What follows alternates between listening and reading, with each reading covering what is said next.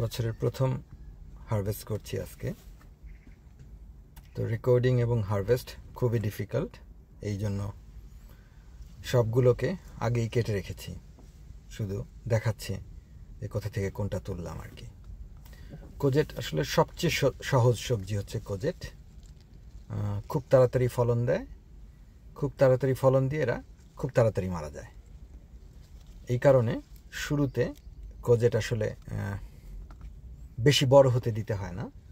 তাহলে যেটা হয় যে গাছ ওই একটা ফলন ওইটাকে বড় করতে যে অন্য যেগুলি ডেভেলপ হচ্ছে বা যে প্রসেসের ভিতরে আছে সেগুলি তখন শুকিয়ে যায় আর কি। এই জন্য স্পেশালি রাউন্ডগুলো আরও হয়তো 4-5 দিন পরে আমি যদি হারভেস্ট করতাম আরও বড় হতো, সেই ক্ষেত্রে পেটের ভেতরের থেকে ফেলে দিতে হতো।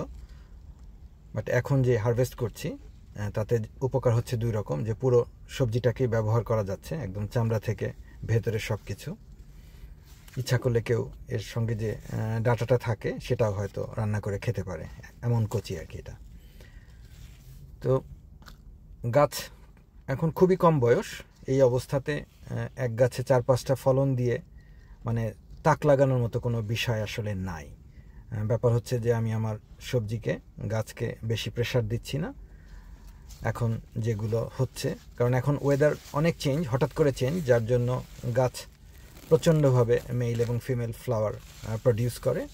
এবং ফিমেল ফ্লাওয়ারের এমন অবস্থা যে বড় একটা কোজেট সহ সে বেরোয় আসে আর কি।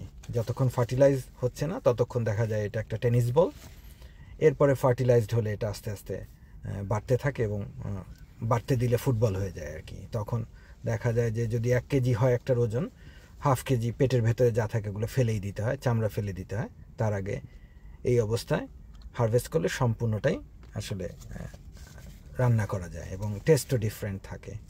আমার টোটাল কোজেট গাছ হচ্ছে 27টা কোজেট গাছ। এর ভেতরে গোলগুলিই বেশি, এগুলি সব লিডেলের সিড, খুব কম দামি সিড আর কি। 29 পেন্স 2 বছর আগে কেনা হয়েছিল এই সিডগুলো। লাস্ট 2 ইয়ার্স লিডেল এই সিডটা আনছে না আর কি, স্পেশালি রাউন্ড কোজেট। এবছরও খুঁজেছি, গতবারও খুঁজেছি, পাইনি আর কি। এগুলো তার আগের কেনা আমার।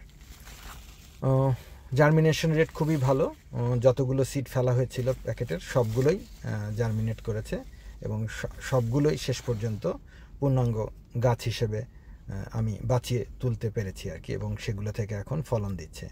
অনেকের মনে হতে পারে যে এগুলো তো আরও বাড়তে দেয়া যেত, তো এগুলোকে বাড়তে দিলে যেগুলো মানে বাড়ার জন্য বেরোয় আসছে আর কি অন্য ফিমেল ফ্লাওয়ার, সেগুলো আরোগুলো ডেভেলপ করতো না আর কি।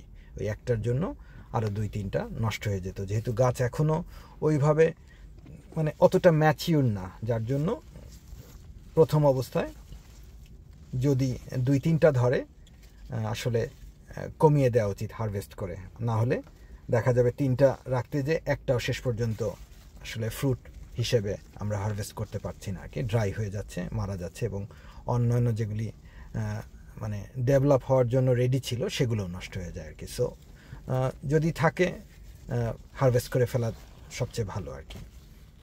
তো আমার 3 জাতের এবার কোজেট রাউন্ড, একটা হচ্ছে ডার্ক গ্রিন লম্বা, আর একটা হচ্ছে মানে লাইট গ্রিন লম্বা আর কি।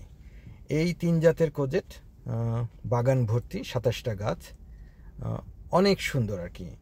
এত সতেজ গাছগুলো, মানে দেখার মতো আর কি। পাতার স্ট্রাকচার, ডগা এবং নিচে যে মানে অগণিত ফুল আর কি, মেল এবং ফিমেল ফ্লাওয়ার। সকালবেলা প্রত্যেকটা গাছ একদম চকচক করে আর কি রোদ্রে, বিকজ ফুলগুলো খুবই ব্রাইট কালারের।